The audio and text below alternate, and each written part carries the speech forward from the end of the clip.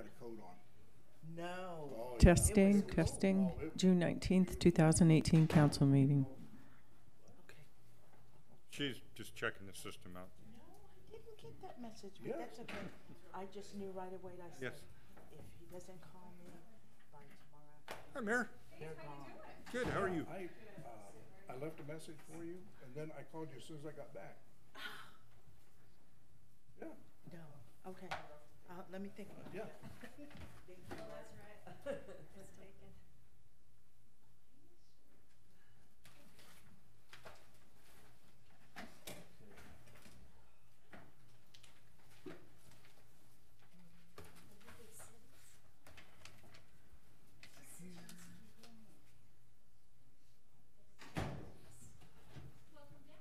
Thank you. It's fabulous. It was fabulous.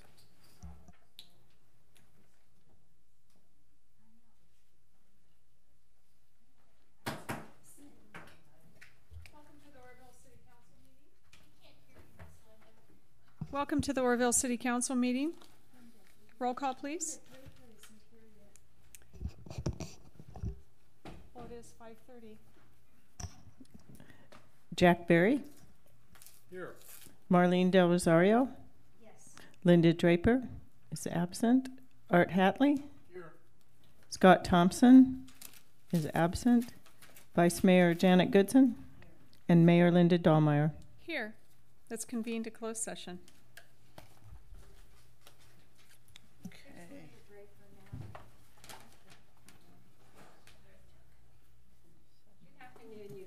Okay, hello, Linda Draper has just entered the meeting.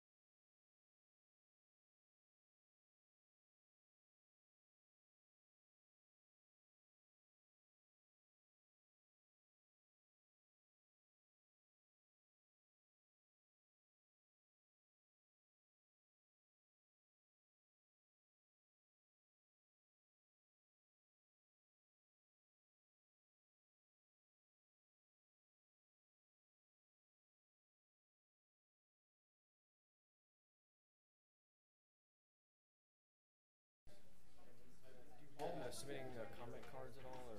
We have the blue cards in the corner.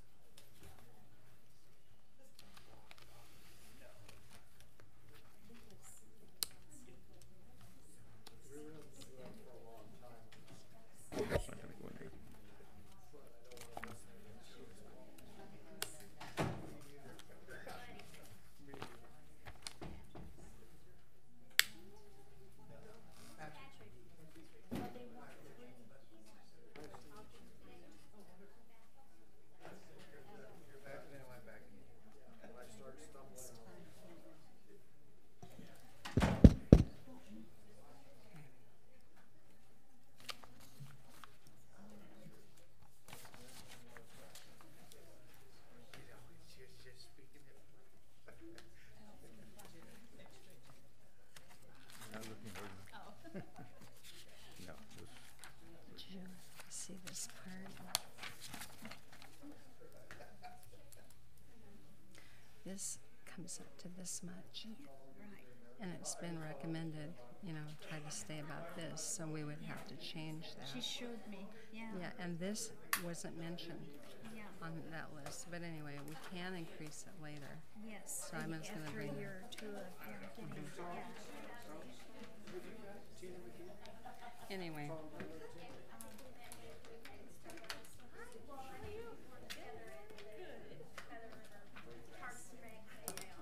There's Celia Hirschman. I talked to her. She's here to back me up if we need it on that. Okay. You do it.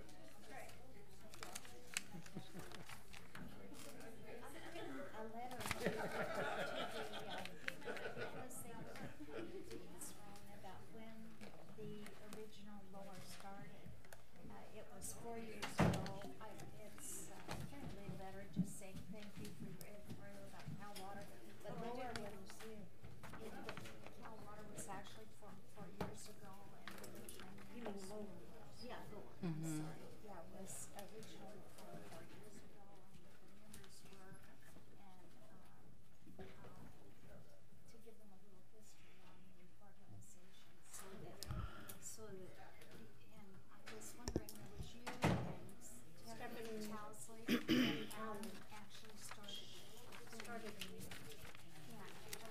Hi, Cecilia.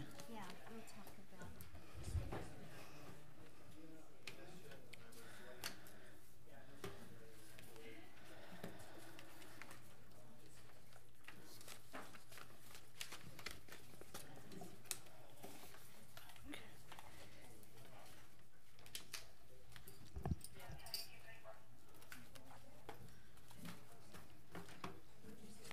Expecting more people. Look at this. All of this. Yes, all of this. So it's not, you have to flip through here to find it. That's what I was trying to tell her before. Welcome, everybody, It's to not the easy. Oroville City Council meeting. We have come back from closed session.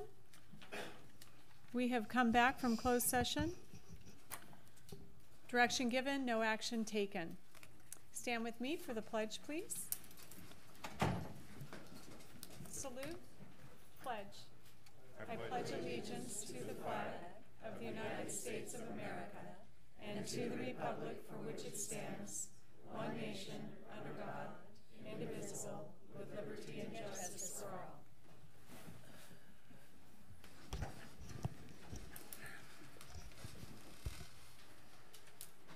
We have no proclamations or presentations this evening, so we'll move right along to the hearing of non-agenda items. It's at this time that speakers can come to the podium, state their name, and speak for 3 minutes. If we have more than 15 speakers, we will reduce that time. So I have quite a few in the queue of non-agenda items, and the first speaker is David Goodson, and the next speaker is Tasha Levinson. So if you come up towards the podium, we can get started. Thank you.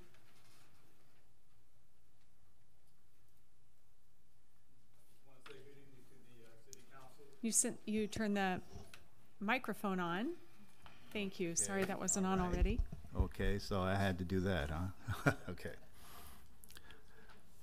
The reason why I'm before the City Council this evening is that I would like to report what is a health hazard in our community. And the address is in Oroville on 2685 D Street, next to 2687 D Street. The address of 2685 D Street, you won't see that address posted. It's a lot that has a lot of debris on it. There are houses in the surrounding area, and directly next to it, the housing and the tenants that live there are plagued by rats that are coming out of that area. And this has been a lot that has needed attention for a long, long time. And I understand that in the past some action was going to be taken, and then no action was taken to get this cleared up. I believe that if this were next to any of your homes, that you would take action on this. And so it deserves no less attention as if it were wherever it is located. It is an extreme health hazard. There are rats that are running around there. I asked the young man that lived next door, and he said he says the rats are like, you know, the size of cats, small cats. And so something should be done. And I would like the city to look into that immediately and see what can be done. Thank you. Actually, there's some information on this. Chief Legrone and Mr. Belzer and I have actually, and David Goyer, have been working on this. The person that owned the home actually passed away. So it is an open code case, but it's been brought to our attention again. So thank you for bringing it here. But I know that we visited the property on June 4th and some actions are being taken. But the house is in a little bit of a limbo because the person that owned the house had passed away. Thank you. Tasha Levinson? I have something to add to what you just said. It's my understanding that that property is now bank owned as well. Mm-hmm. And so in the event that the city would intervene, we would have to go through a cleanup and a lien process on that property. Correct. Well, I will check with code enforcement tomorrow to find out what the current status is and where we are at with working with the bank to get that cleaned up. And you. Bill, coordinate that with me, would you? And I will coordinate that with Scott. Thank you. Tasha and then August. Hi, Tasha. Hi, I just wanted to follow up on the Oroville water study that was presented to LAFCO at their meeting on the first Thursday of this month as item 4.2 on the agenda. I'm only repeating that, so if you wanted to go online, that's where you can look to see where it is, the status of it as it is now. Apparently some final changes are made and then it is, quote, accepted, but I understand from the newspaper, there is no actual formal presentation to the city. So if you, as city council members, want to see the water study that you ordered and directed to have done and find out about it, you apparently have to go to LAFCO, so I'm letting you know that.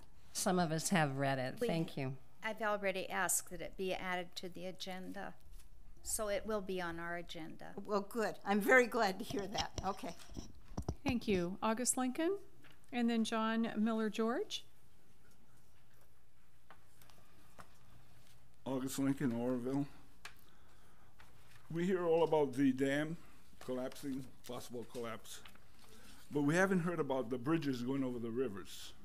The Terminal Bridge, Highway 70 Bridge, and the 162 Bridge. August, can I ask you to speak into the microphone? Okay. Thank you. We all heard about the dam, the near collapse, people suing the DWR, but we haven't heard about if anybody inspected the bridge that go over the Feather River. The Terminal Bridge, the Highway 70 Bridge, and 162 Bridge.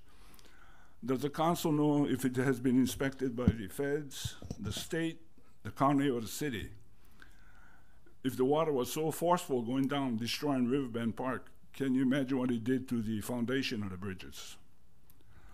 So I think it's in your behalf that you check it out, whoever's in charge of inspecting the bridges, because if the thing collapses, then you'll be in a lot of financial litigation, because you're responsible for the safety of the citizens of Oroville. We will certainly ask Caltrans if they've inspected those bridges.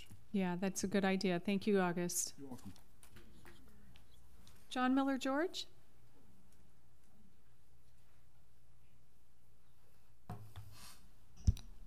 There. I don't have any complaints about anything in the city. I did make a public records request, and I've received no reply, not even a receipt of the request. So I would like for there to be a better explanation of the steps you take and what to expect when you do make a public records request to the city.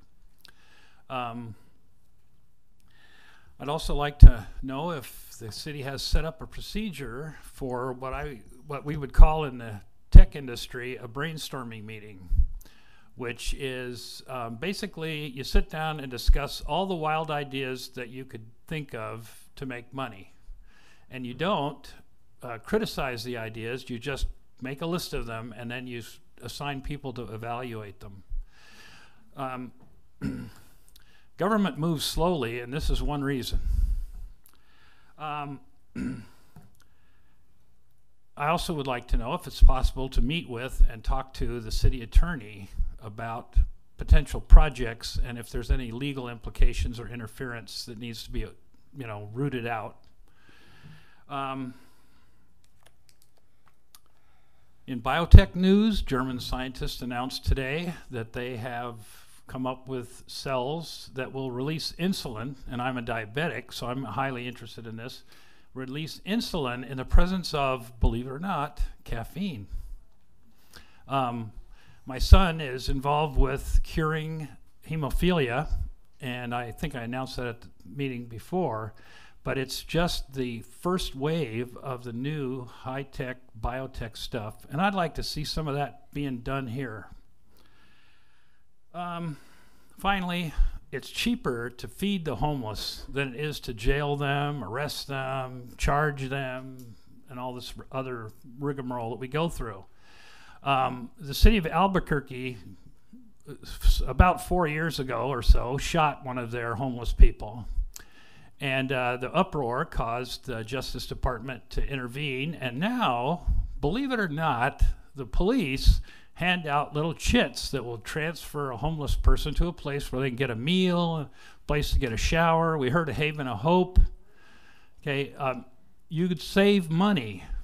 Okay, you'd save money by taking better care of people that are in need. And many times the homeless people are the least able to take care of themselves. Thank you.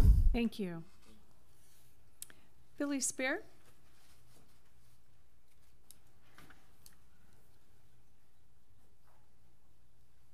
Thank you, City Council, Madam Mayor. Grateful and thankful for another opportunity to come and to pray over our city and over our City Council and all our public servants.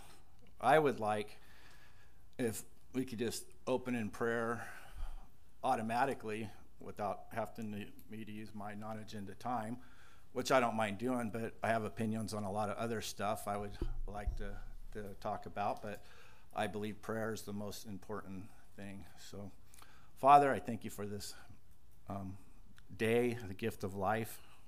What a precious gift, the gift of salvation. Thank you for our City Council, and I pray your blessings upon their lives and upon their families. Pray for all our public servants, for our police and the fire departments and all the people who go serve every day. Your word says the greatest of all will be the servant of all. We pray for wisdom to guide our city, to use our resources wisely. We pray for your provision. Lord, we know that you're not broke, and we know there are solutions to all the problems. Lord Jesus said when we pray like this: your kingdom come, your will be done on earth as it is in heaven. We know that you have plans for Oroville, plans to prosper and not to harm, for hope and a future. And so we speak blessings over our city. We speak guidance, supernatural guidance. We declare blessings for the church, that we would wake up and see the opportunity that you have for us, Lord, that it is the homeless that you put at our gate for us to take care of. It's the people in jail for us to go visit, in the hospitals. And so, Lord, let us arise to the occasion. Let us wake up. Let us see the opportunity. We pray for all the service groups. There are so many in our city that are the YMCA and the Rotary Club and so many. And so we lift them all up to you, Lord, that you would steer the spirit and activate your people for such a time as this. We love you. We thank you. We praise you. We give you all the glory. In Jesus' name, amen. Amen. Thank you. That is the last of the non-agenda speakers. Is there anybody else that wishes to speak on a non-agenda item this evening before we move on? Thank you. Moving on to item number 6, the consent calendar.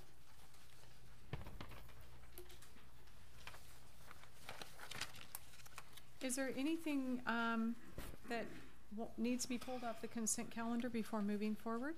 Madam Mayor? I'd like, Yes, I'm sorry, sir. I'll yield to the Vice Mayor. I'd like to pull 6.7.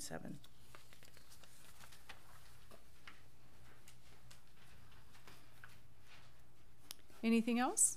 Madam Mayor, I respectfully request to pull 6.6 and Need some glasses over there? doesn't matter, my arms aren't as long as my eyes. And 6.4.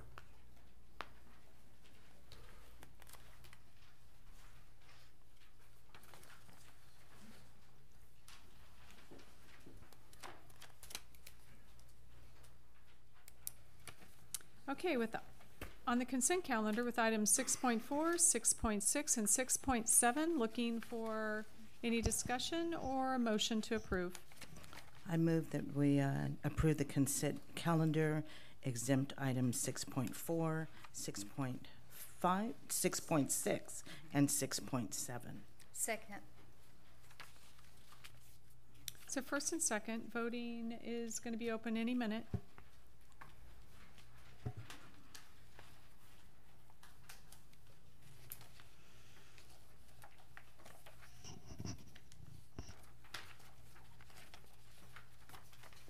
All votes are in.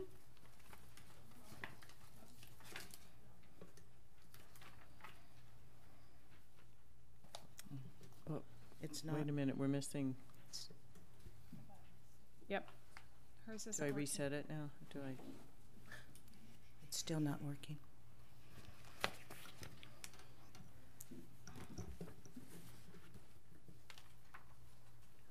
Should I reset this thing? Okay, I'm going to reset it.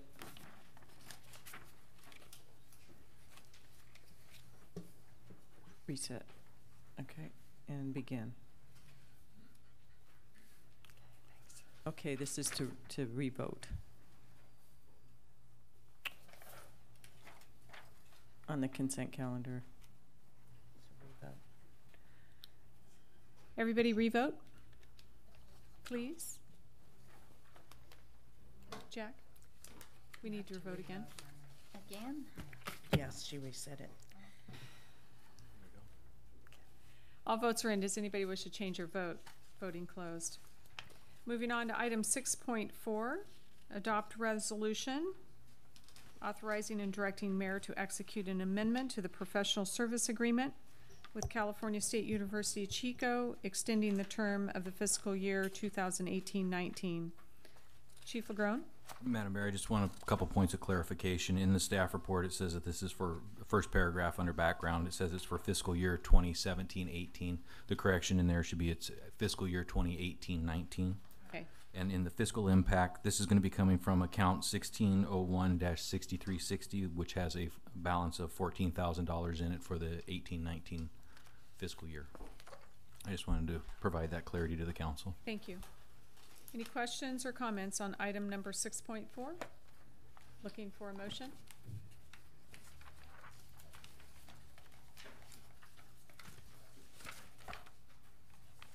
Move we adopt 6.4. Second. So first and second. Voting's open.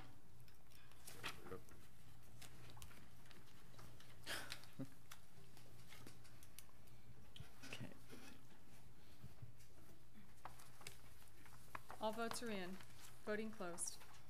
Motion carries. Thank you. Moving on to 6.6, adopt resolution authorizing and directing the mayor to execute an amendment to the professional services agreement between the city of Oroville and Tom Landau to serve as interim city administrator. Extends a term through October 31st, 2018. Any questions or comments? If I could just provide one point of clarity, Madam Mayor, on the agreement number 3246-2, which would be the second amendment to the agreement, on the last line of section 1, scope of service, it has been added at the bottom, these words, and will be paid on a bi-weekly schedule, which means Mr. Landau will be paid every 2 weeks. Any questions or comments on item 6.6? Looking for a motion. I move that we adopt resolution number 8709. I'll second that.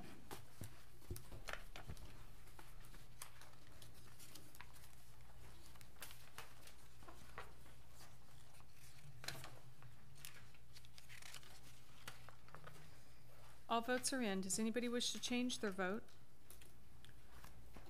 Voting closed. Motion carries. Moving on to item 6.7.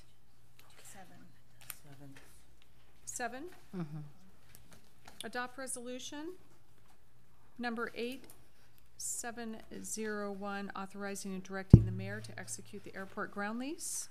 So I had this item pulled. Yes, you did.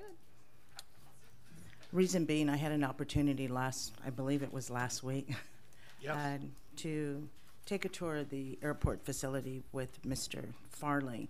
And I did see the property in question, the 6 acres. And so here's just a part of my thought process. There's always the potential for the city to get a buyer for those 6 acres. Number 2, it is prime property. My question is, are there any other viable or comparable land options for lease for this project in close proximity to the Lyman College? And it is my understanding that if this agreement is approved and it's executed, that it has the potential to extend through October 2036. Yes, and we can't sell airport property. It can only be leased. Can be. And I did have a question from someone else. What about a higher and better use? Well, the land rent is the same regardless of what it's used for. And because it's industrial land, it's not likely, well, it's not even zoned so that we could put retail there.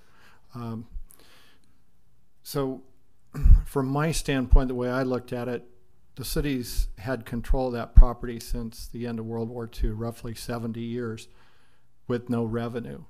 And I think the option of receiving almost $8,000 a year for next 20 years is a better option than waiting and hoping maybe we can rent it to somebody else for something else. And the Lineman's College, I think, is a good citizen for Oroville. It's a great opportunity to let them expand in Oroville and keep them here. They have a large campus in Texas, and I'd hate to have them decide, well, we couldn't find more property in Oroville, let's consolidate our training to Texas. I don't know that, I'm not saying they would do that, but I'd certainly like to accommodate them here on land that's never been used, to my knowledge, for anything. So. Thank you. I think it's always good to play devil's advocate and no, weigh I think it's options. an excellent question. If you have that question, there are probably others, and airport, the FAA regulations are not something that's well known, so it's a good question. Any other questions that I can Questions or answer? comments? Looking for a motion? I'll make a motion that we adopt resolution number 8710, directing the mayor to execute an airport ground lease agreement with NLC CA Incorporated, the Northwest Lineman College, for the expansion of their facilities. I'll second that.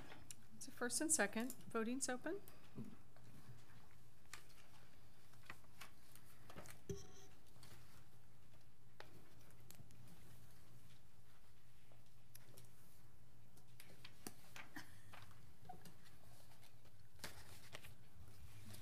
All votes are in. Does anybody wish to change their vote?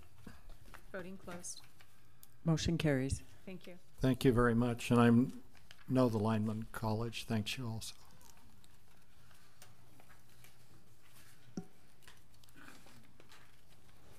Moving on to public hearings this evening. I'm going to open the public hearing and then I'm going to ask for the presentation and answer any questions. And then I'm going to open it for public hearing.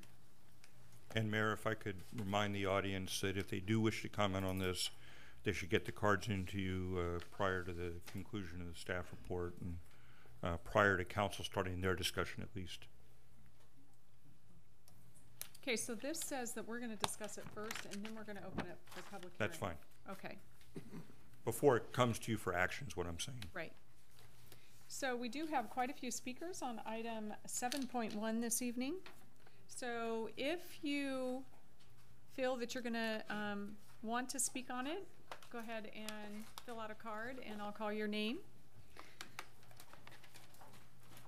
Moving on to 7.1, it's the cannabis business tax. Council will conduct a public hearing to solicit input from the public relating to the ordinance proposed for the implementation of the cannabis business tax in the city of Oroville.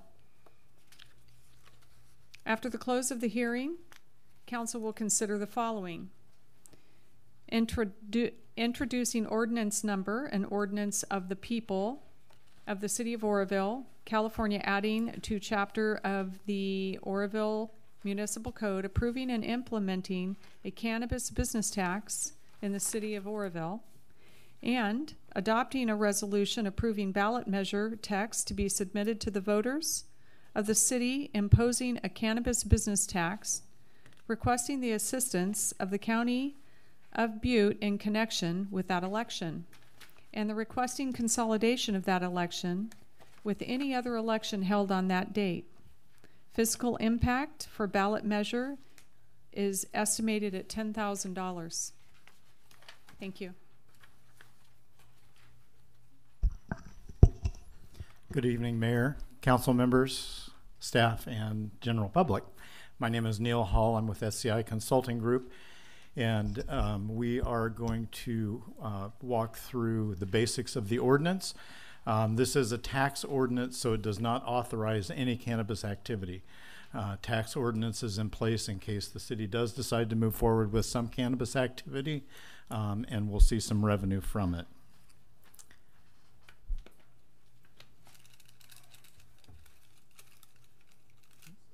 It doesn't want to move. Up, thank you.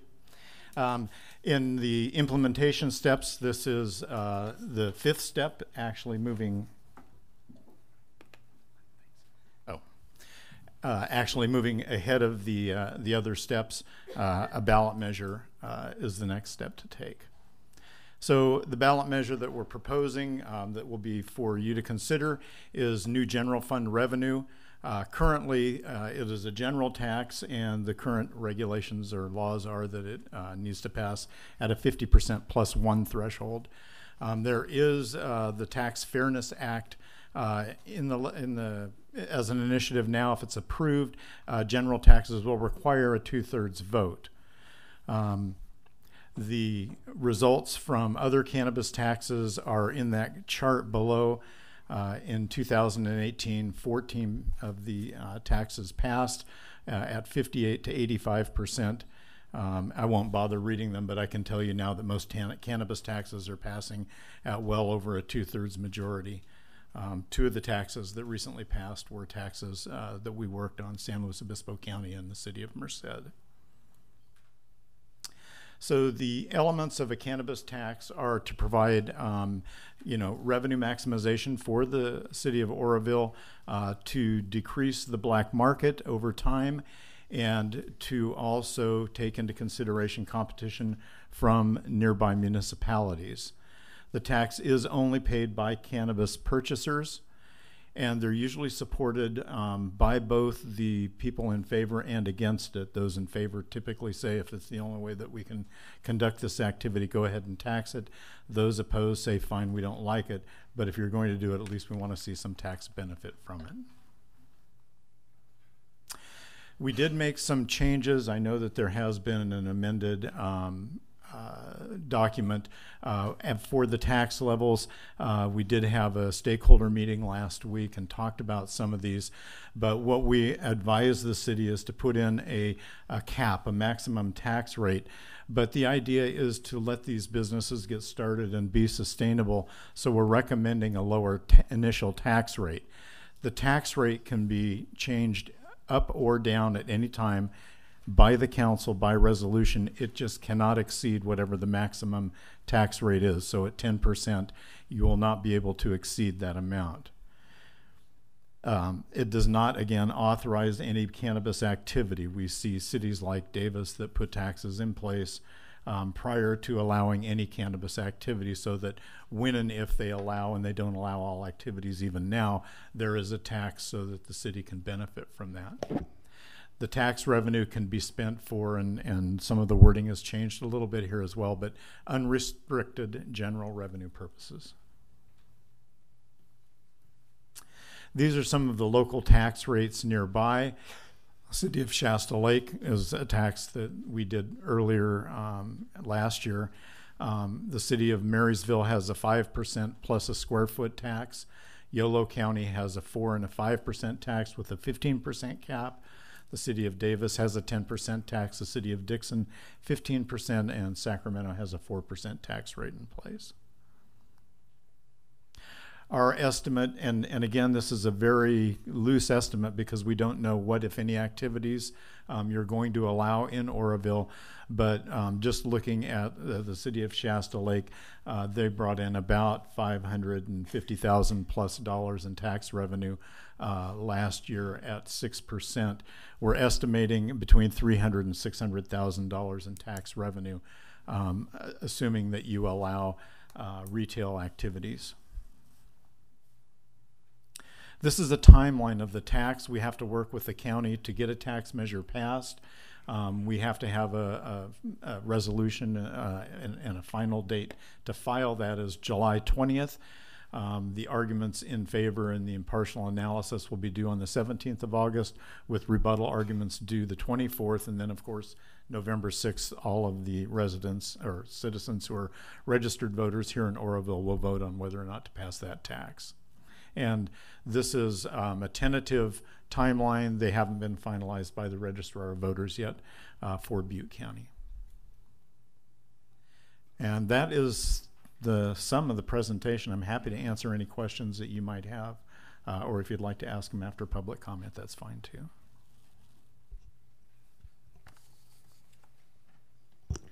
Well, I have a question. The listing on here, if you total up the taxes, comes out to 26%, including micro business.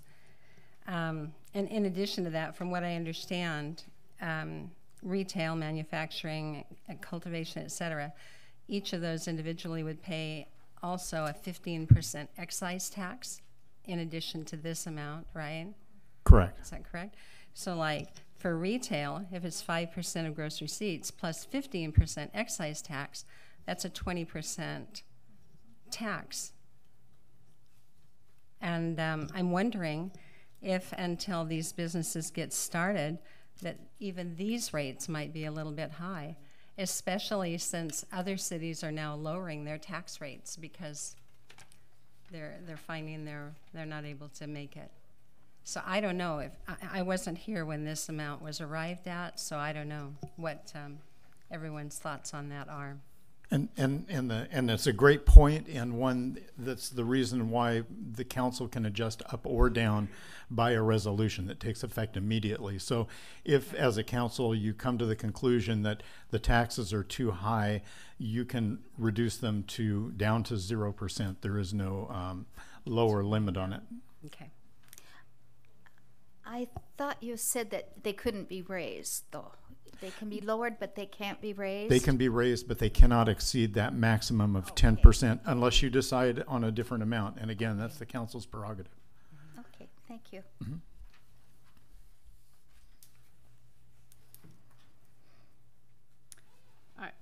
I thought the purpose of this even being on the agenda was to look at all avenues to increase the funds for the city of Oroville. So now we're talking about reducing the taxes to even 0%. I'm not real clear on this. So this would just put it on the ballot with a maximum rate of 10%. Council gets the pleasure of talking about actual rates later. Okay. So right, but even having the what's the point if we're not going to be bringing any money into the city? Because the excise tax is for the state. Right.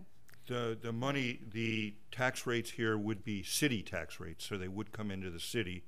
And as was indicated in Shasta Lake, it's somewhere around $550,000 a year using, I believe they have a 6% retail. Correct. But Councilmember Draper is correct that basically the taxing of cannabis at this point is really creating a bigger black market. Because I didn't say that though. But the taxes are so high that that's what's happening. And so now even the conversation about reducing the taxes even down to 0 so they can open in our community, what are we going to get? No one up here mentioned 0. He was saying it as a hypothetical. Of course we're not going to do this with 0% coming in. But even doing it anything less than what you have put in here, $300,000 to $500,000 for the price of all of this, and that's what we're going to get. But even Jessica McKenzie stated that if we're doing it for the money, it's the wrong reasons. So. No, but it is also a consideration. We have to consider what we're going to try to get. But at the same time, the goal is to enable these small business people, many of them, to be able to function and to do this. So I'm not saying it should be really low. I'm just saying in addition to the other taxes they pay, we might want to kind of weigh a lot of variables to make sure that they can still do it. Because a lot of them are small businesses. Right. Okay. So this, I think, really is a council policy decision. It's just really a question of whether you want to put this on the ballot. Right. Mm-hmm. Okay. So there are quite a few speakers. Thank you.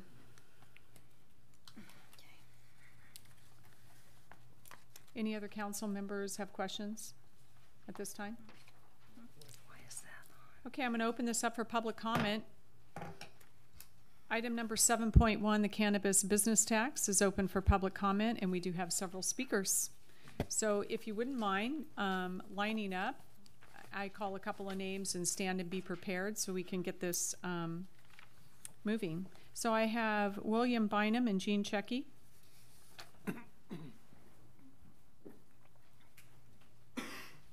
Okay, good. Thank you. Appreciate the opportunity to speak. I think I was the last one to turn my card in, so I get to go first. That's probably the way to do it. I'm glad to see that you're going forward with this, and it's high time. And I want to congratulate you on what you've accomplished so far. And I think this is a good thing for our community and for the whole county. And I just want to commend you for taking these bold steps. So thank you. Jean Checky and then Celia Hirschman. Thank you for the opportunity to speak. Jean, could you speak into the microphone? Thank you for the opportunity. And you can move to that speak. microphone anywhere you want it. Okay, got it. I am against dispensaries in Oroville, and I think it'll be a big mistake for this community. And I know most of you guys on the council here are for the dispensaries. My reasons include physical health impacts, butane hash oil causing explosion and fires, crime increase, edibles and vaping. The THC liquid concentrate creates a cancer-causing aerosol. Candy and food products with THC can be very potent. Environmental problems, gateway to other drugs, causes and exacerbates addiction, depression, and psychosis. Drug driving, teen use, and fetal risk. I have sources for all of that information in handouts that I gave you. My point is, having dispensaries normalizes the drug, making children susceptible. There's also a 4-year study of Washington and Colorado that also lists the problems that they encountered. And I hope someone here speaks to that. I didn't get to read the whole review. Also, it does say in that review, I do remember reading that there are some cities that get absolutely zero tax after enforcement costs, and the excess money ends up going into a general fund. Your reason, from what I've heard at prior meetings, is money. At what cost? You could find other ways, but you've stopped looking. Studies show that the money does not materialize. There was just a bill in Sacramento calling for lowering the tax on pot sales. And a while ago, I was at one of these meetings, and every one of you was concerned with a businessman cleaning up a toxic old gas station site at his own expense and building a fast food restaurant. Your biggest concern was for children in a school nearby with increased traffic. It was quite obvious. And yet, you jump at the idea of normalizing pot sales in front of children who will now think it's okay. My last point is the annual National Night Out is coming up in August. The purpose of it is to heighten crime and drug prevention awareness. It is an evening of fun games and socializing in a drug, tobacco, and alcohol-free environment. It's a great idea, and I heartily support it. But the invitation that I saw says, come and meet and greet city council members. It does not look like you are supporting the essence of this event. What will you tell parents that come up to meet and greet you? That you are adding more drugs to the community? That you want to normalize pot while parents, pastors, and teachers desperately counsel against it? Were you honest when people voted for you in the first place? And the $40,000 consultant you hired advised concerned citizens at the recent informational meeting that our only solution was to vote you out. Time. Oroville deserves better. Thank you. I'll manage the time from here. Thank you. I'm Celia Hirschman. I'm a resident here. I also served on the recent community action or community feedback for this issue. I'm also a certified health coach. And the reason I'm a certified health coach and I went to school for this is because I was finally diagnosed with several autoimmune diseases that absolutely affect my particular lifestyle. I don't use marijuana for my problem, but I have a lot of clients who do. And they suffer from MS, Alzheimer's, ALS, epilepsy. The list is huge. Medical marijuana is something that in 2018 we shouldn't be arguing about anymore. What we want are realistic drugs that are easily screened, that identify precisely what's in them so that patients can take them. It's not more difficult than that. In terms of crime, to speaking to the last speaker and to what I learned, the woman who ran the dispensary, one of 3 dispensaries in Shasta, in 9 years, they've been doing it for 9 years, they're 3 blocks from the police station, they have not had one public service complaint, not one. And they didn't even have a security officer until the state mandated it just recently. A lot of the information that's been bandied about on the marijuana discussion is frankly archaic and not accurate. And I would hope, I'm very grateful that you have at least an open city council that's willing to learn and discuss this and to leave it also for the community to discuss it. But I hope you won't be swayed by a lot of rhetoric that has been disproven and is not helpful to the community. I support this motion. I think it's time, and I'm grateful for you allowing people to speak on it. Thank you. Thank you. John Mitchell and Luke Wilson. Then Sherry Bunker. Good evening, Mayor, City Council. I had the privilege as well as sitting through the stakeholders meeting the other day and being a part of this process. And one of the things that I found really interesting about this whole process, the amount of regulations the state of California has put in place when it comes to marijuana, which I find rather shocking because we have many other businesses around here that deal in high value goods that don't have the same regulations on them. You can transport diamonds through the community easier than you can transport marijuana. And I say that in saying that even in this, that Chief Legron mentioned that he would like to have the dispensaries right next door to the police station. To me, this is all indications of the amount of problems that bringing marijuana to our city is going to bring with it. Otherwise, these regulations would not be in place. So I'm really concerned about these tax levels because what I haven't heard from anybody is the fiscal impact that all of this is going to have on our community. Seems like kind of like a crapshoot. We're throwing some numbers out there and we're hoping that it generates enough tax revenue to pay for all the problems that are going to come along with it and be associated to it. Personally, I'd like to see the taxes on this much higher than what they are.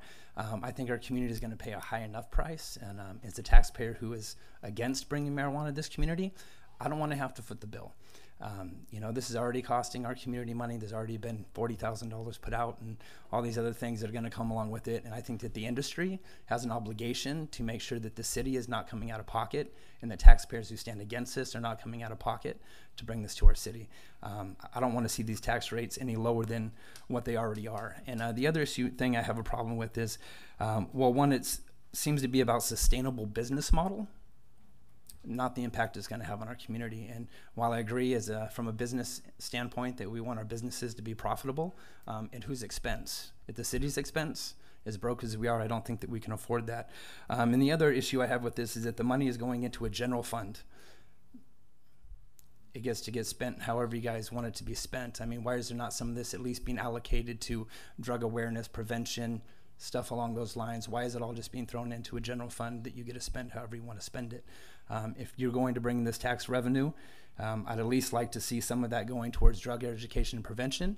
I understand that there were 8 middle schoolers busted with edibles here at school this year, not long ago, as well as a star athlete, high school athlete that was busted with a marijuana ring, running it out of her lockers. Her father was a grower, and she's selling it out of the locker and had all her little boyfriends at the school selling it for her. There's mixed signals being sent. I really love the comments earlier. Man, if you guys are going to really be out there for that night in August, I'd really like to see you take a step tougher stance. I don't see how the marijuana is considered medicine. My frankincense oil and all this other stuff that my wife sells, none of that can be considered medicine, but somehow cannabis oil is. I think there's a process, and I think you guys are skipping it. Thanks. Thank you.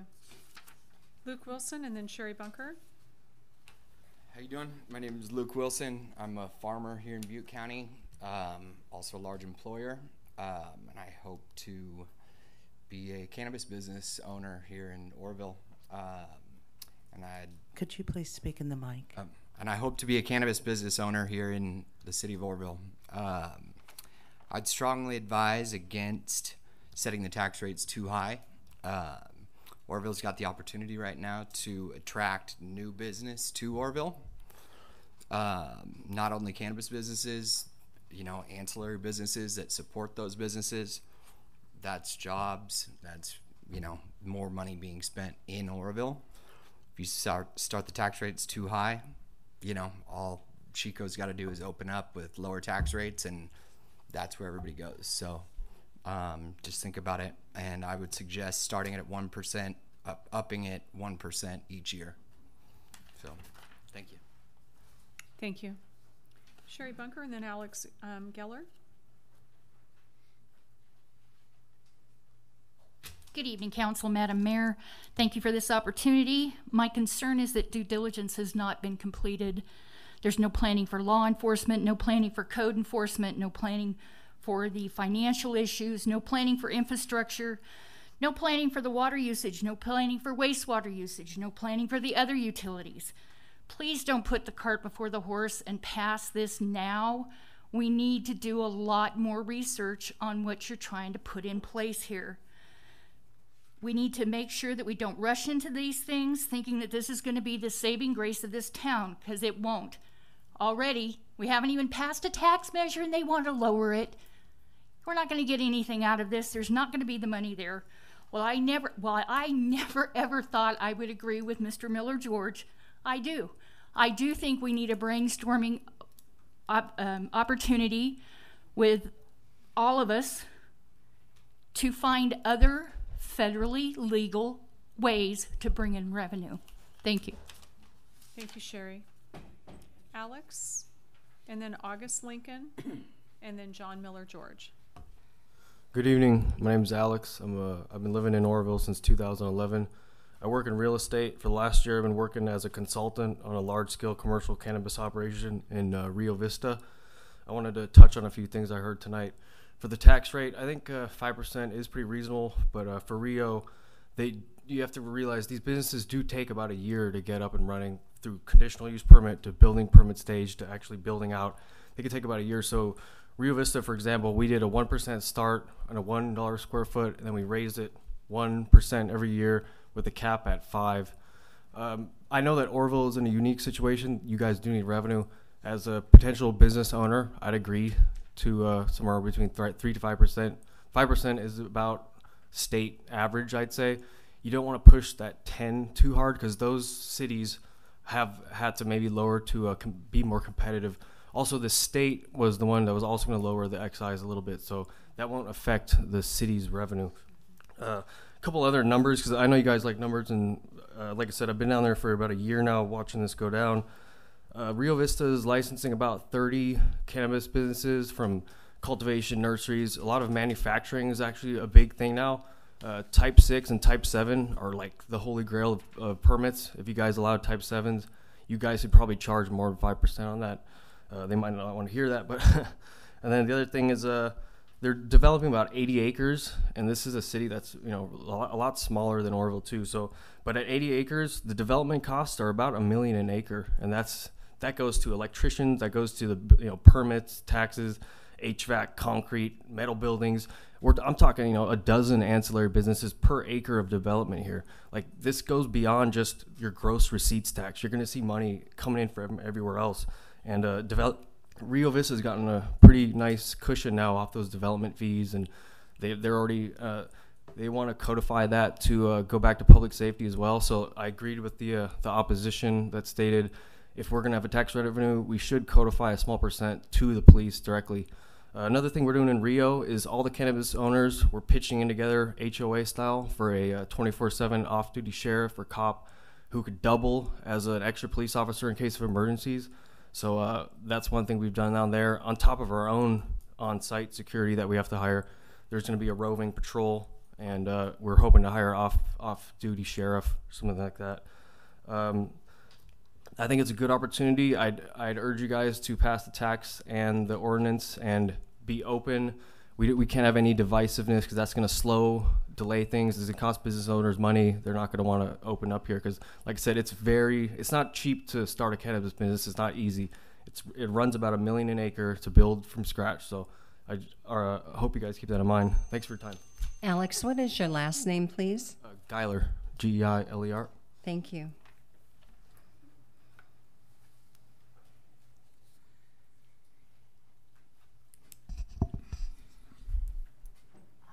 August Lincoln, and then John Miller George and Stephen Terry.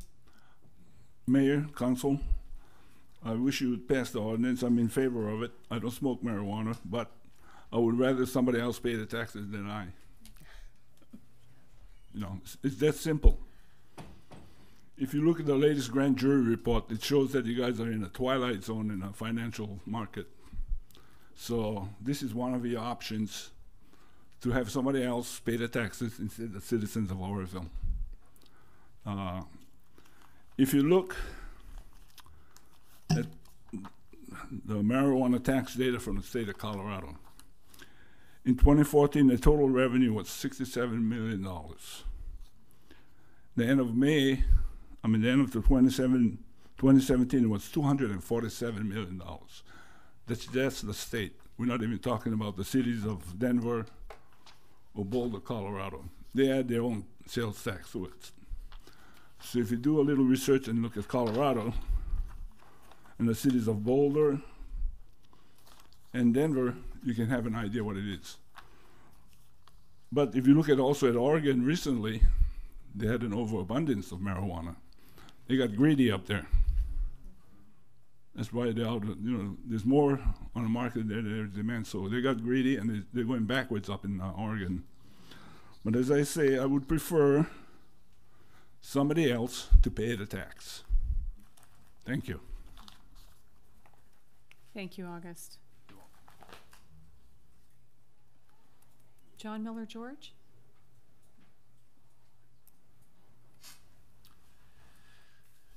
Gee, people want to come and pay taxes. My God, what a horrible thing to happen.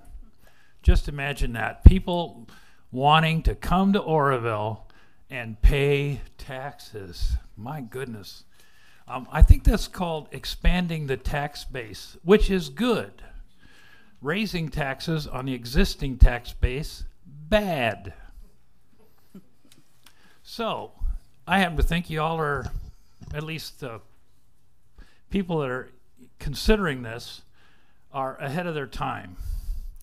10 years from now, no one will be excited about whether or not cannabis is going to be in their town. I mean, let's face it.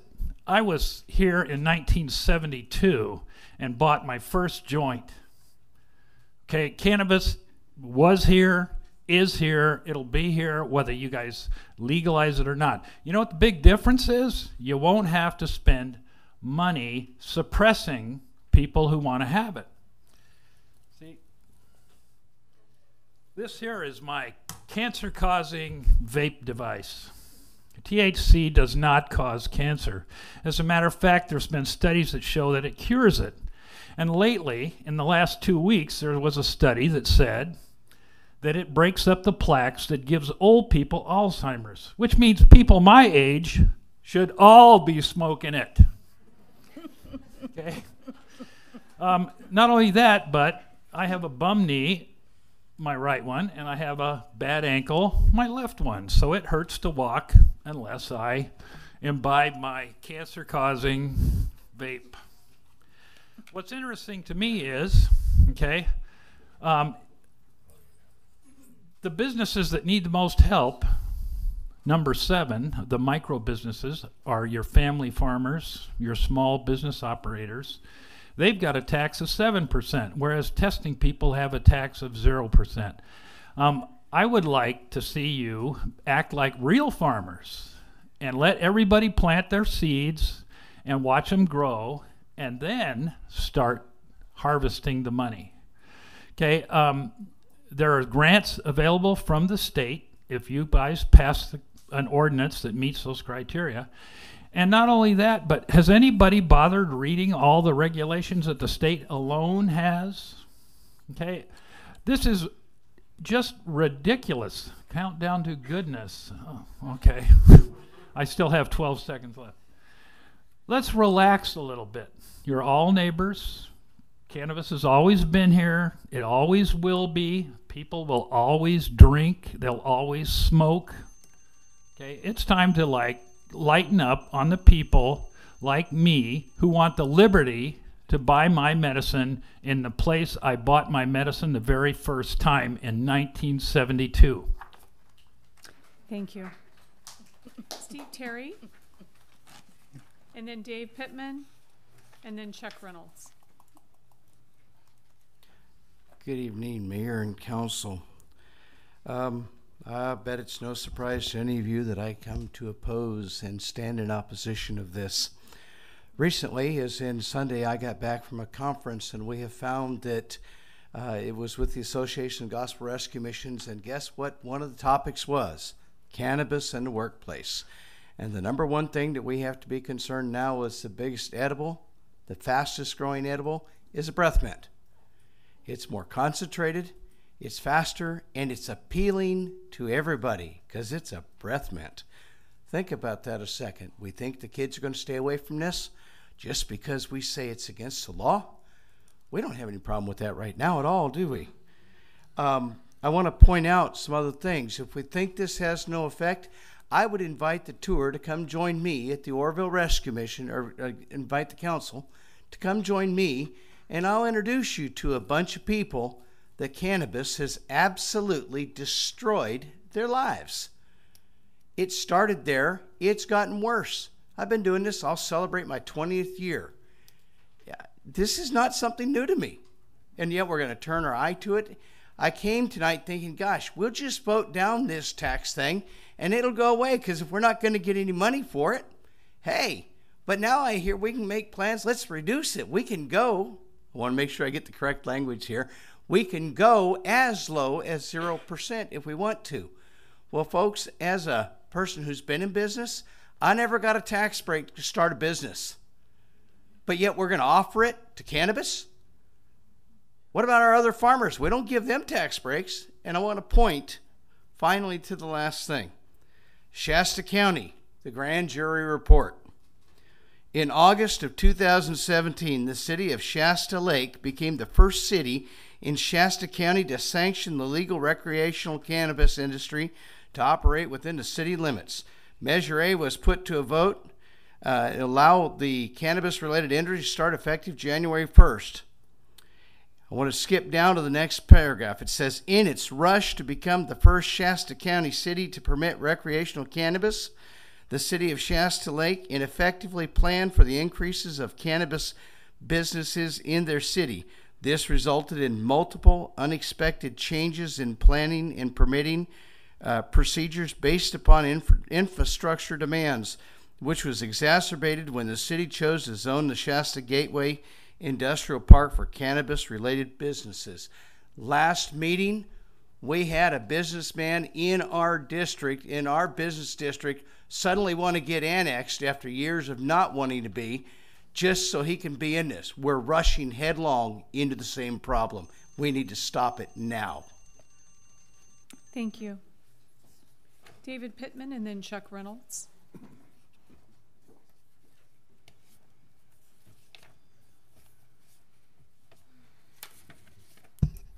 Good evening, Council, Mayor, and Council members. As we move forward with this idea, I can't find good reason to do this. This is such a bad idea. Mrs. Checky in the back there, I don't want to steal her thunder, but she had an excellent, eloquent description of why in the world, you don't want to do this. And I compliment her for her words. My words are going to be simple tonight. Studying Shasta City's issue, the grand jury did a wonderful report. They dug into everything up there. How many of you have gone to the sewer plant to ask about our sewer effluent that's going to come from the growers? Or even found out that our sewer plant is only for residential use. So how are growers going to take care of their discharge? And also in the Measure A, as Steve mentioned, there was a promise to provide money for law enforcement. Shasta City has given no money to law enforcement at all. And how long have they been around with this? So the voters were lied to. The issues of infrastructure are well listed in this grand jury report. And I think that, as Ms. Bunker's comments, this is immature to do. The due diligence here should go on. I asked for how many cities have reversed this. I haven't heard an answer to that. There's quite a few. I can't tell you the business community is just slowly up in arms. We're not going to deal with it. They'll go somewhere else. Don't have to be here. So for my comments, and I'll just use the balance of my time, I'd like to enter this grand jury report from the city of Shasta Lake as my comments, so that it is in the record, and you can look at the details. I simply say the city of Shasta Lake in this issue is a disaster. And that's very clearly outlined here with all kinds of references from that grand jury report. Thank you. Thank you. David? Chuck Reynolds and Bill Spear.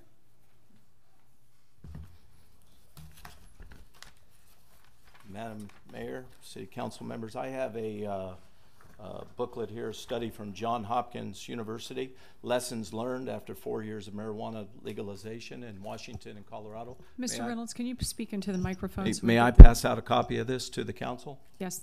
Thank you. Sure, how many are there?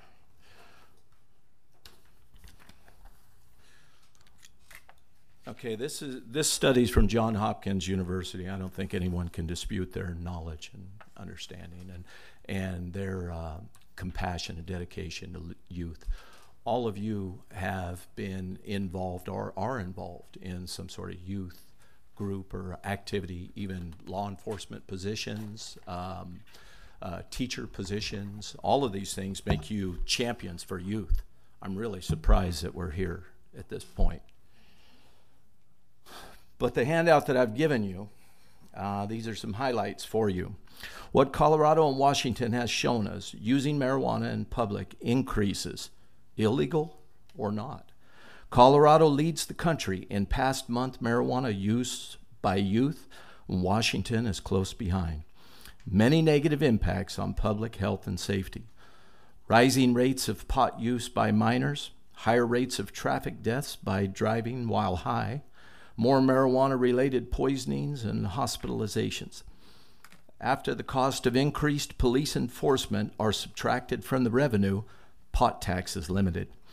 Since legalization in Washington and Colorado, regular use of pot by 12 to 17-year-olds has been above the national average and is rising faster than the national average. Regular pot use by 18 to 24-year-olds in Washington has gone up since legalization. Washington has more marijuana businesses than Starbucks or McDonald's. Colorado has more marijuana businesses than McDonald's and Starbucks combined. In Colorado, black market activity has gone up as cartels move into produce marijuana alongside legal growers and move into places where it's legal. And just on a personal note, if you think that you're going to run the black market out with this, they're laughing at you, really. They grow it here and they sell it out of state. They don't care if anybody here buys it. They get $4,000 a pound in New York and $400 a pound here. So, and yeah. So homelessness in Colorado has gone up post-legalization. 1 in 3 shelter residents in Denver said they were in Denver because of legal pot. Large businesses in Colorado are looking to hire from out of state to find employees that can pass drug tests. Accidents, injuries, and absenteeism are driving employment costs up. The percentage of traffic deaths related to marijuana doubled in Washington the year retail sales were allowed. Half of the Colorado market is made up of edibles. Through 2015, 3 accidental deaths had been reported. So the idea that marijuana doesn't kill people is complete BS. We need more data. I'm not ready to send Oroville into a death spiral Washington and Colorado have embarked on. The downsides completely outweigh the upsides. It's not even close. Ask any police chief. You need to wrap it up. Yeah, thank you.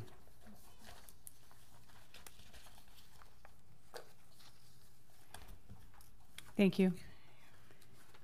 Bill Spear, and then Jessica McKenzie, and then Eric Smith.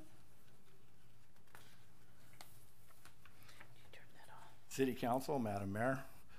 Speak into the microphone, please. Just say no. You probably heard that back in the 80s or 90s. It was the gimmick to try to get kids to not do drugs. Just say no. We're not talking about medical, and there are medical uses. We're talking about recreational. We're talking about fundamentally changing our city. And I would say just say no. Why not start selling methamphetamine? We have lots of experts here in Oroville. It would thin out our jails, and we'd be top in the industry. It's not your job to decide what federal laws that you want to obey or which ones you don't want to obey. Wait for Washington. We live in a republic. It's not a mob rule. It's not whoever can get the most votes to get the majority roles. It's a republic, and we have a rule of law in this country that we teach our kids about civics. If you want to be in government, this is how you do things. You send your representatives to Washington and you get the law changed. They're talking about it right now. So why would we go and jump the gun and break federal law, say that it's okay because we're the city council and we don't agree with that federal law? It's not okay. And the money you're putting out to do it, to be drug dealers, I say just say no. Let the pot people pay for the $40,000 to do the review, or the $10,000 here, or the money to get it on the ballot. Sure, we can vote it down when we get it to the ballot, but it shouldn't have to be we vote it down. You guys should just say no. You should say no. It is not federally legal. Wait for Washington to make it federally legal. They're working on the medical part of it. It is not a good example for our kids. It is not a good testimony for our city. It is not a good testimony for our community. Let's say 50-50. You guys are dividing our city. There's half this way and half that way. You should err. If it's about half and half, you should go with the rule of law. You should go with what's right and real and true. And this isn't right and real and true. It is going to, what's it going to cost? What's it already cost? The cost to families, the cost to productivity, the cost to businesses, the cost to the children, the cost to the schools, to the increase. It is not going to be good for us. We are not going to profit, and it's going to be ill-got money. We're wasting time. The most valuable thing we have is time. I'm almost out of time, but if you keep spending your time chasing these things that are illegal and immoral, we're not going to ever come out of the hole. Thank you. Thank you. Jessica McKenzie, Eric Smith, and then Annie Terry, and then Laura Page.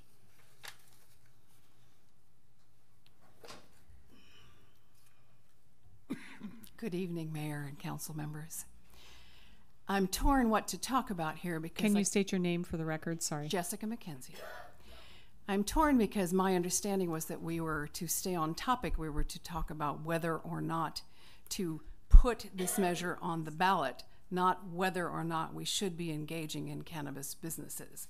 So I'm going to take a little bit of a side since we've gone that direction and say to the mayor, the quote from me is not, if you're in this for the money, that's the wrong thing. The quote is, that should not be the only reason that drives us. We should also be driven by safe patient access and what's best for the community. And obviously, I disagree with many people on what that is, but that's the full quote from me. Second thing, The taxes are not the only source of money to cover the cost of implementing this. I've heard that come around a couple of times. The taxes exist, and then there are development agreements, development costs, licensing fees, costs that the city pulls in per business in order to add to a fund that oversees the regulatory process. So let's not confuse that the tax amount is the only thing that does that. When I thought I was going to come up here and talk about the tax measure, I was going to say I'd like to see you start a little lower. Not because I think there's anything wrong with those numbers, but because you can, at a moment's notice, raise them.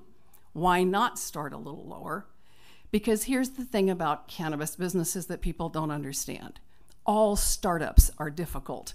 All farming is difficult. If you, however, are in the cannabis industry, you cannot borrow money through traditional sources. The fees at the state level are astronomical, and the cost of compliance just to open your doors is huge. So that first year for a cannabis business is incredibly expensive. So when I was going to talk about the tax initiative, I was simply going to say, why don't we try 1 and 3 for the 3 and 5? Let's just take a look at it, because you can change it any time you want.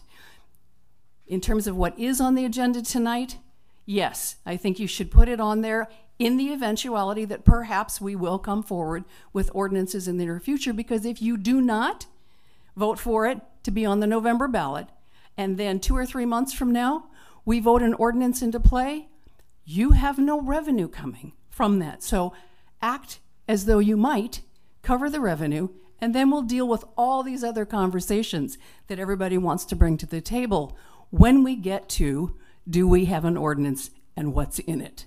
Thank you. Thank you. Eric Smith, Annie Terry, and Laura Page. Madam Mayor, Council, Eric Smith, thank you for this opportunity. I think just to defend the mayor, if I might, for a moment, I think the thrust of her comment really has to do with the idea that's now been well clarified by your consultant, SCI, but really this is not going to be a big revenue generator.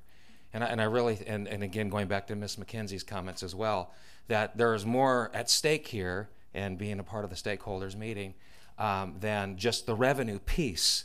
So I think that's important to just bear that in mind. If the city thinks that this is going to fix the fiscal woes, you're sorely mistaken, and I think that's been well bore out.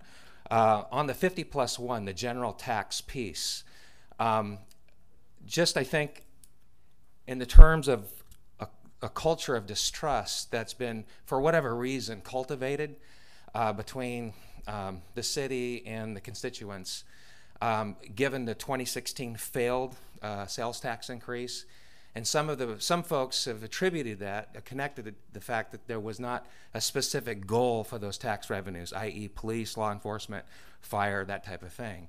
So that being borne in mind as it applies to this particular issue, the 50+1, I think that you need to seriously consider just how the folks perceive this, because again, it almost looks like a ramrod kind of scenario, and I don't think you really want that as a council, again, to come across that we're discounting the concerns of the folks. We're going to get a 50+1. You look at the stats, you know that it looks pretty good, but I think that again, you need to attach some of these revenues to law enforcement, to collaboration with Butte County. I think there has to be some, and good faith, just putting forth good faith. I think that you're saying that it's not going to be just a 50+1 general tax, but that we're going to, because there are going to be costs directly tied to law enforcement when you look all things considered. I know that people make the comment about Shasta Lake and the 9 years, and typically when it comes to medicinal marijuana, that's true when you're concerned with the retail piece. But again, if you look at other situations, other cities, that's not so much. That argument begins to fall apart. So you will have costs directly tied to law enforcement. So I think that in good faith, as a city council, the 50+1, I don't think just measures up to the concerns of the folks. You're not taking into consideration the people. And so I would strongly recommend that you add some language. I know it's going to be a little bit more laborious. I know it's going to take some extra time, but I think you owe it to the folks given what happened to the last tax push, sales tax, and it failed. And maybe this one, you know, you can get by, but you're not taking into consideration the folks, okay, and their feelings. Thank you very much for your time. Thank you. Annie Terry, then Laura Page. And if there's anybody else that wishes to speak on the public comment before I close it, now's the time to fill out your card. Thank you. Hi, my name is Annie Terry, and I appreciate the opportunity to address the council. Many people have come before me and spoken more eloquently than I'm going to, but I want to bring up a couple of things. I was looking on my phone a while ago, and I came across a definition of a proverb that we've all heard before: fools rush in where angels fear to tread.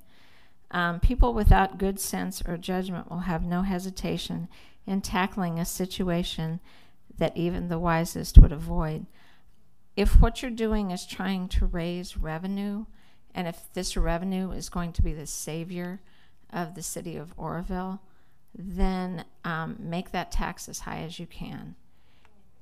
If you're not trying to do that, then you have to ask yourself, why are we doing this? I'm actually opposed to the tax, but I'm opposed to the tax for probably a backdoor reason. Just because you can do something doesn't mean that you should do something.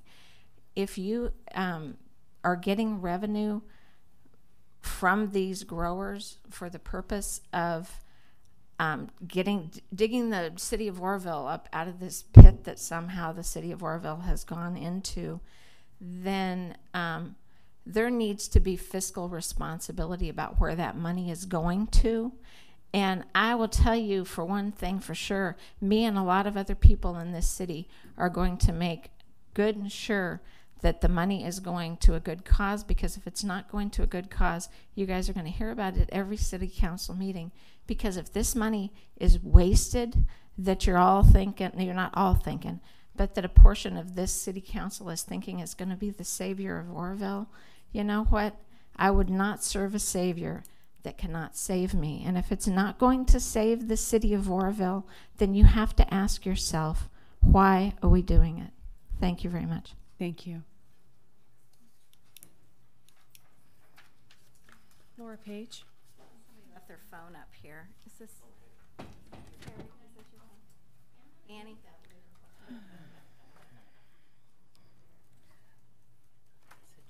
Good evening, Mayor, City Council, Laura Page, Congressman Doug LaMalfa's office.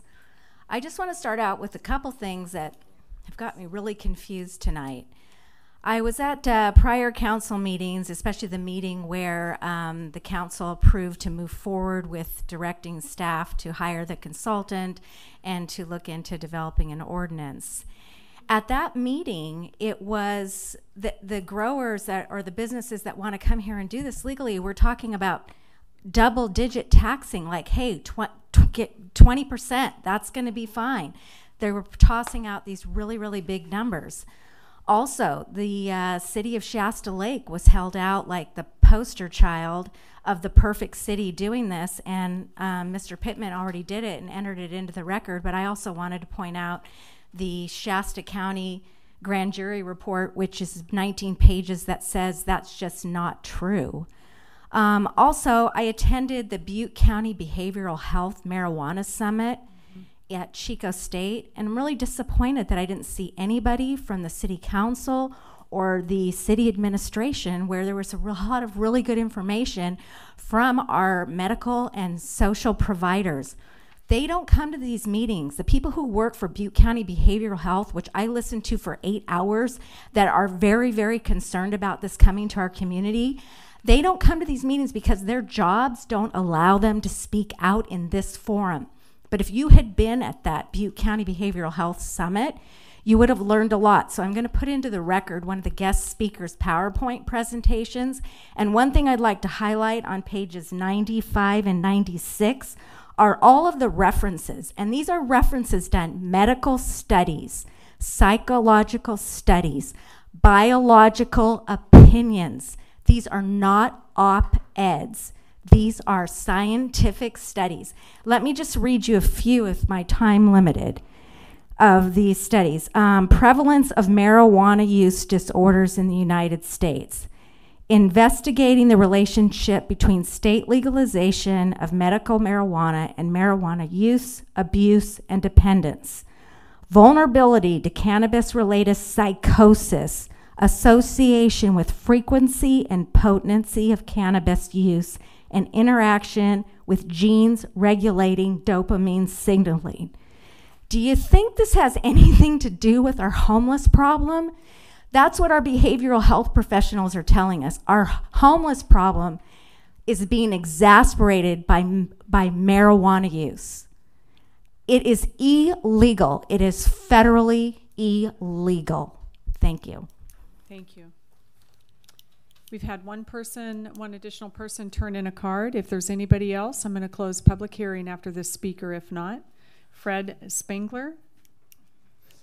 Spinger, thank you. Hi, this is my first time at the City Council, and I wasn't going to speak, but I just felt like I had to Fred, you need to speak into the microphone. I just felt like I had to say something. The coal industry is going to go away. No matter what our president does to it or about it, he's not going to be able to save it. It's going to go, and I think Oroville is such a beautiful place and has so many resources that I think we could become the jewel of the county, not in past Chico. And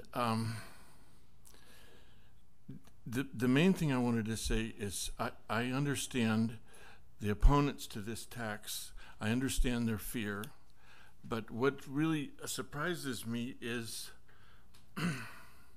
how adamant and how know-it-all, for want of a better phrase, that they are. They think they know everything, and I think that if Oroville could shake off its fear and start, I think we should call Elon Musk and ask him to come here and set up something too.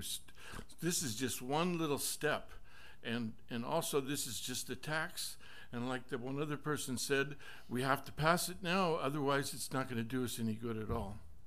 That's all I wanted to say. Thank you. Anybody else? Anybody? Okay, closing public hearing on item 7.1. Is there any additional discussion from the council members? I have some comments, but go ahead. I can't see anybody's name in there, so. I just wanted to reiterate the purpose of this being on the agenda. It is specifically for the implementation of a cannabis business tax in the city of Oroville. Nothing else. That's true. But we had many public speakers that came here to speak their mind. And one of the things that were brought up this evening that has been discussed was whether or not it should be a general tax or a special tax. We had a general tax that didn't pass, and there is no allocation towards any safety on this. So my question would be is why is that not brought up in the consulting? And I think those were really good points brought up. And it is going to be a hardship on the safety in our community. And we couldn't pass a general tax last time because we wanted one to improve our situation. So if we're going to put a tax on, why wouldn't we allocate it to public safety? Because it requires a 2/3 vote. Are we afraid it's not going to pass? That was our fear on the general tax. So I would like the consultant to come up and address that. Why wouldn't you allocate some of this towards public safety? Well, it doesn't prevent the council from putting some of the money towards public safety. That's your decision how you use your general fund money. But from what we have been seeing in general for cannabis taxes, they have been passing at well over 2/3. And it is likely that we are going to see the voters approve a 2/3 majority for any tax in the future anyway. But it does not prevent you as a council from allocating any part or parcel of those funds to either education, to law enforcement, whatever you decide to use it for. That's really the city's decision and you as the council. So why wouldn't we allocate it towards drug awareness and public safety? Yeah, I would say that if I lived in Oroville, which I don't, I would say let's use some of the money for education and communicating what we're doing and public safety. I also want to reiterate what was said by somebody else up here. I'm sorry, Councilman Member Del Rosario had a comment she wanted to make. What? Oh, you were speaking. I wasn't speaking. You were talking. No, someone leaned over and spoke to me. I didn't say a word. Okay. I just wanted to finish by saying that there will be typically regulatory fees that go into place that are paid by the cannabis businesses that have to be Proposition 26 compliant. In other words, they have to offset the actual costs of conducting monitoring and compliance of those activities by the police force or anybody else, so that it does preserve that tax revenue for the general benefit of the community. Now, that does not go towards those current illegal activities that law enforcement is already dealing with. They will need to continue dealing with those illegal activities. But the businesses that do pay those regulatory fees, those fees offset the costs of monitoring compliance so that the tax dollars don't have to be used for that. That answer your question? I think it got a little more convoluted than I expected. Sorry. That's okay. So when you mentioned that the fees that we collected, explain that. So if it were a 2/3 vote going to public safety and drug awareness programs for youth in the schools, were you saying that those taxes couldn't be used for police officers doing their jobs in the normal day-to-day work? And what I was saying is that the taxes can be used however the council wants to use the taxes. There is a separate, typically a regulatory fee study that's done to look at what the costs of monitoring and compliance of those businesses will be. And those businesses then are charged and currently charged by the state. Right. A fee, and you would do that locally as well. So you would look at the costs of monitoring. We conduct monitoring compliance quarterly in some cities, monthly in some cities, annually in some cities. Some cities do it biannually, twice a year. So you do it. You charge for that? You said we do it. If we do it. Some cities do it themselves. Some cities have us do it. It doesn't matter to us really how you decide to do it as a city. A separate tax on top of the tax that's on the ballot? It is not a tax. It's a regulatory fee, and it has to be compliant with Proposition 26, which says that any activity that the city undertakes on behalf of a business, the city is entitled to regain from that business. And it's no different for cannabis than any other business. So it's a cost recovery system. Correct. Than the city. Correct. Any other questions or comments? I do. Comment. To put it simply, our budget is roughly 77% of public safety money goes toward a budget, roughly. So if we increase it by 300,000 to 600,000 or whatever, wouldn't 77% go to public safety?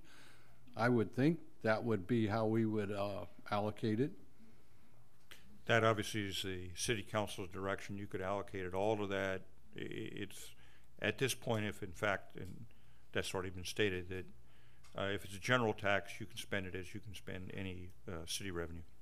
That's right. Up to council. So if we wanted to hire 20 more police officers, we could do that.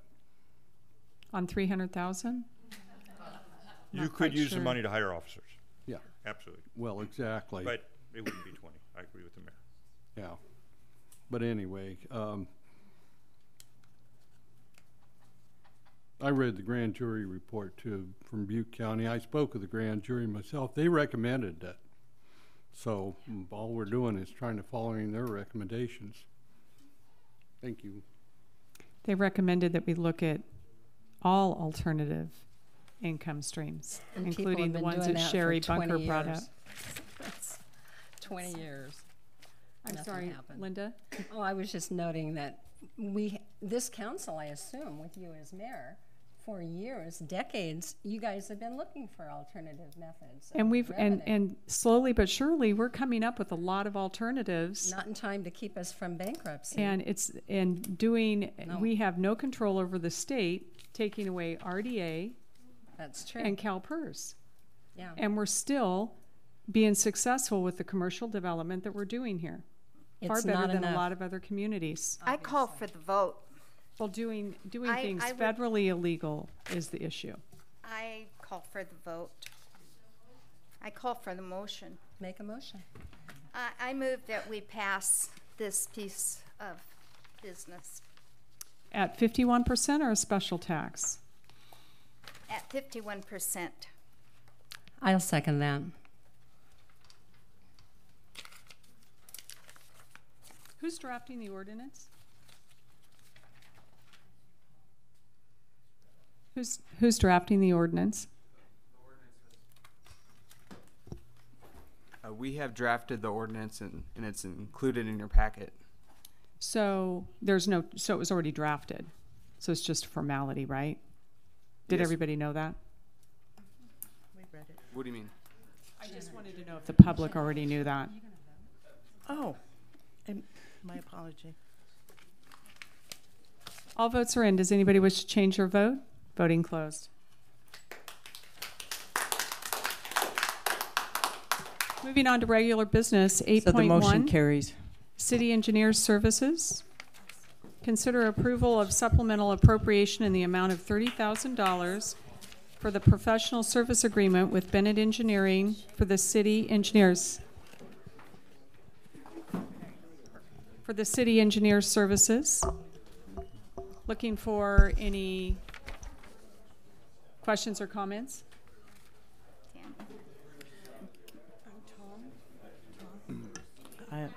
I'll move. I'm sorry, what? Yeah, you guys that are exiting, can you please be quiet? Thank you. Are you looking Any for a questions or motion? comments for item number 8.1?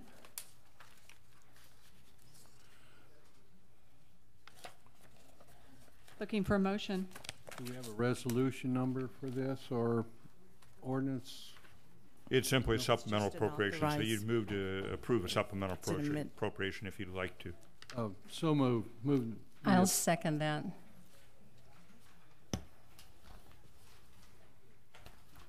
Voting's open.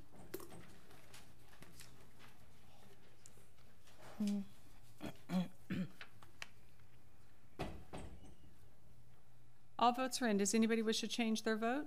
Voting closed. Moving on to items 8.2. Motion carries. Thank you. Moving on to item 8.2, School Resource Officers Services. Madam Mayor, Thank you for doing this, by the way. I'd It's a like good to contract. respectfully pull this until the next meeting. There was a procedural error at the Oroville High School School Board that they Okay. need to revote. It's pulled. Item number 8.2 is pulled. Moving on to item 8.3, League of California Cities Annual Conference. Good evening, Cons- Madam. Oh, Consider authorization for attendance for the League of California Cities Annual Conference, designating voting delegates. Thank you, Madam Mayor and Council. This item is for the annual League of Conference, or the League of Cities Conference in Long Beach. It's a training opportunity for our city council. It's also an opportunity for our city council to express their opinion and vote on the policies, procedure, and direction of the League of Cities. The League of Cities is an advocacy group that we are part of that advocates on behalf of all cities in the state of California and helps lobby the state to, quite frankly, treat the cities better. If we don't go to this, and if no one attends this, then we won't be able to vote on what those policies and those practices are of the League of Cities. So my recommendation is that if you don't go to this, don't complain about what they do, because this is your opportunity to vote. They have sent this, they've requested it. It was not something that staff brought forward or the council brought forward. It was something that the League of Cities sent to us, and they asked to send at least one voting delegate and potentially two alternatives or alternates. These are good opportunities for a total of 3. We can send as few as 1. We can send as many as 3. That's the council's prerogative to do that. this is a good opportunity to network and to receive training on different aspects of city governance and management. Staff is recommending that the council provide us direction as to what you would like to do. Well, the mayor and the vice mayor are actually the voting delegates for the League of California Cities, but what's the pleasure of the council? Well, I think we should send at least one to at least vote. I agree with that. I'm not interested in going myself, but someone else maybe.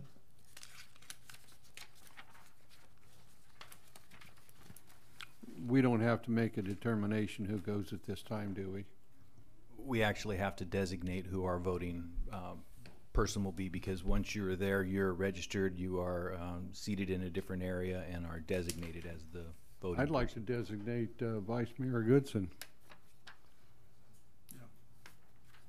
I think that would be great. Yeah. Is that okay with you, Jen? Can you make it? Did you see the dates? I was just looking at the dates. It's September 12th to the 14th. Correct. I did not bring my planner, but I think I've only made one commitment in September, and it is fluid, so I'm able to go. Good. Do you need direction or a vote? I actually need a vote and a resolution.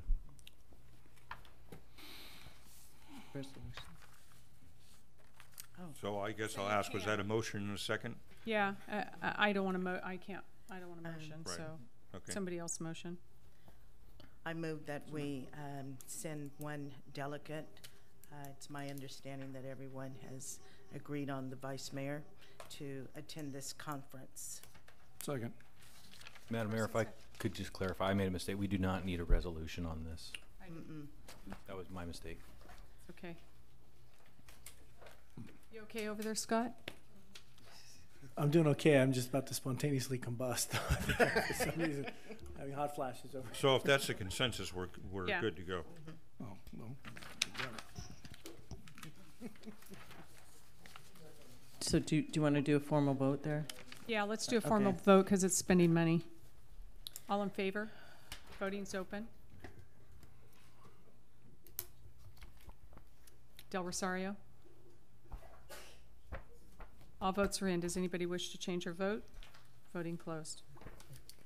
Okay. Motion carries, and Vice Mayor Goodson has been delegated. Moving on to council and committee reports. This is the time that the council gives reports. Anybody have a report to give? Anybody? No. Moving on, city I administrator. put request to speak on here, but it's not showing apparently. Yeah, it's not up there. Okay, so I'm There. in the queue, I Now guess. is it there? Okay.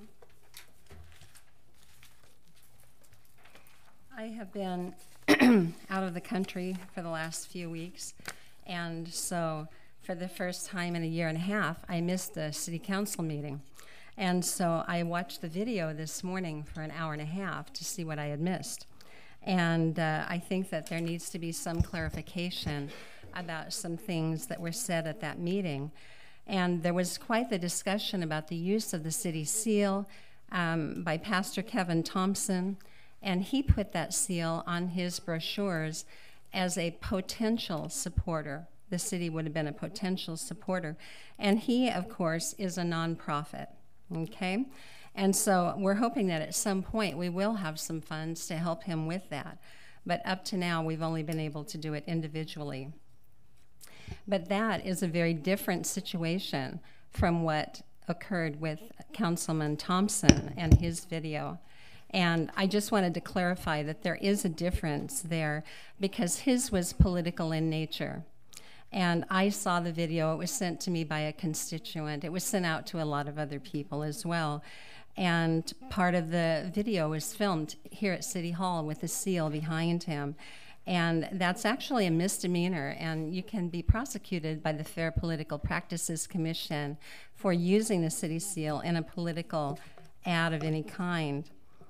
So, and then secondly, there was a discussion about the Rio del Oro housing project, and it was said that the project didn't happen because of the council and staff dragging our feet.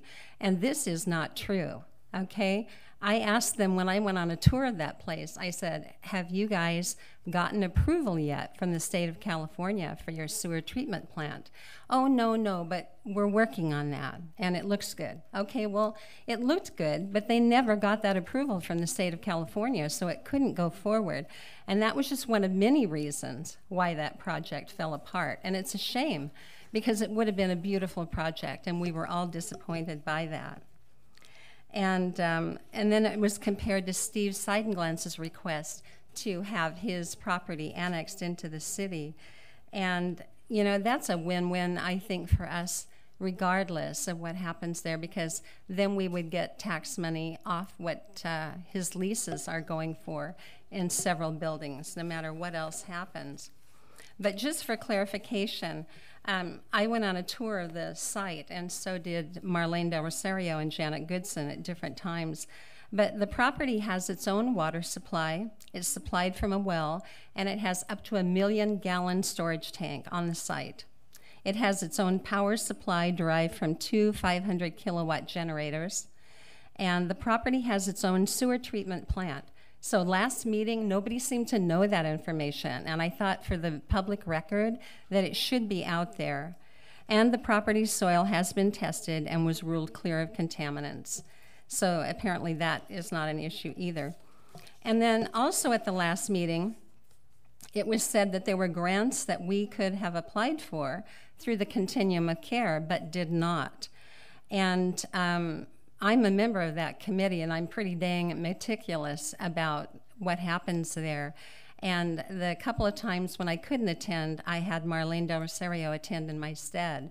But I called Ed Mayer today because I thought, man, maybe I missed something, and you know, I'm falling down on the job here, even though I'm on 7 committees, and I am busy. But Ed Mayer said there weren't any grants that the city missed out on that he was aware of. So I just wanted to clarify that for the sake of my own credibility with people, that, you know, nothing was missed out on. And in fact, over the last few months, when they did get a new director of the Continuum of Care, I have forwarded emails to Amy Bergström about grant applications and possibilities. Part of the problem here is that we don't really have any nonprofits in Oroville that can qualify for some of the grants, because the Hope Center and Rescue Mission are private faith-based organizations, and there's a problem with that. But Ed Mayer did say that the Community Action Agency might be an organization that we could check with about housing for the homeless, as in emergency shelter, transitional housing, and rapid rehousing.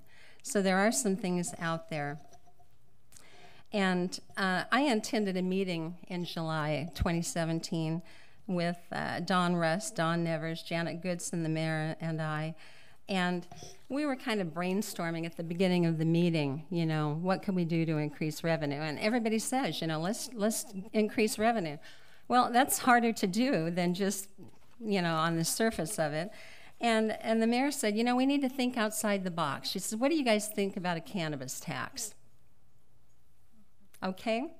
And we said, well, that's something to consider. And I said, but in this town, it would be political suicide. And then we, as a group, directed Don Rust to bring back information to the council on how to proceed with this and to get more information. Okay? So I think the mayor deserves some credit for initiating this process and getting it going. You know what, Linda? I'm going to stop you right there, because that's a flat lie. I have that 4 is a flat lie at that meeting. So and you know the 4 witnesses? The 4 witnesses, I don't even want to be part of. It's Don Rust, Don Nevers. Don Janet Nevers Goodson, was not in that room. Yes, she was. And you and Janet Goodson had been texting each other all day. No, that's not the about day. That. She Yep. called me earlier today, but not about this. So, but here's the deal, okay? We are trying to generate additional revenue, and we are trying to think outside the box. Thank you. And you did say it was going to be political suicide. So moving on, anybody else?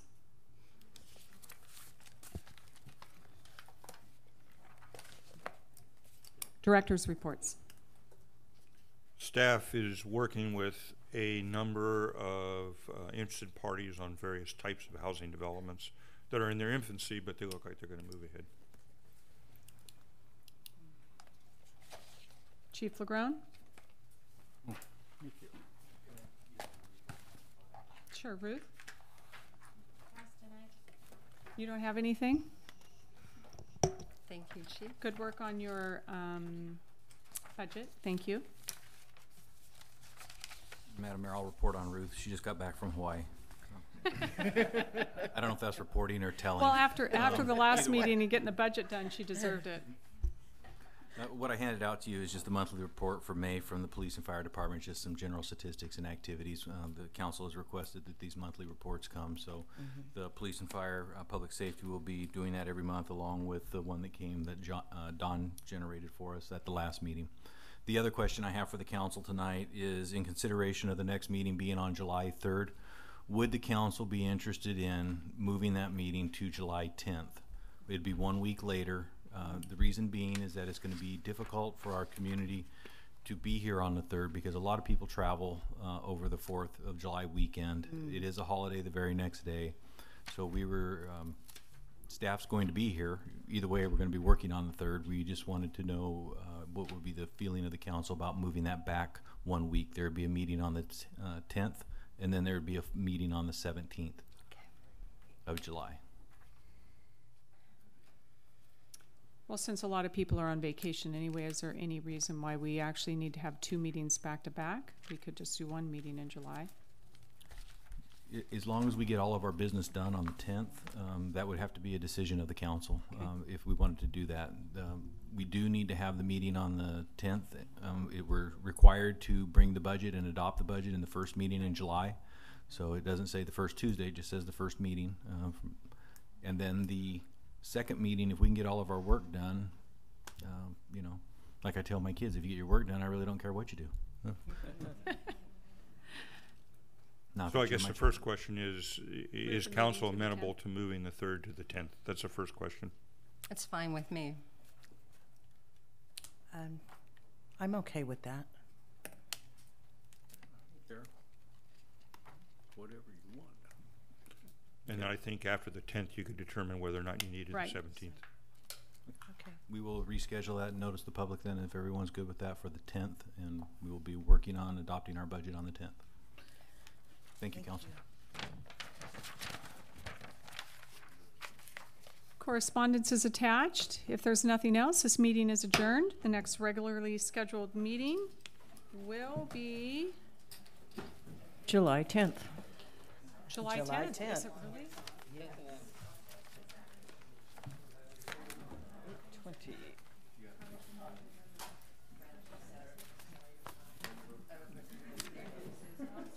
Oh, excuse me.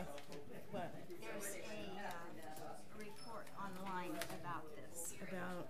Be careful of who you trust. Oh. Yeah, well, and that was the day I left that meeting and called you and said, what happened in that meeting? Don't do that to me again. You know Don't what? do that. I wasn't talking. I didn't say a word. Don't do that to me again. Thank you. Oh, is this the number? Thank you. Okay. Now, how do I do this? Turn this, stop recording. Yep, you're welcome. Good night. Good night. Thank you, Don.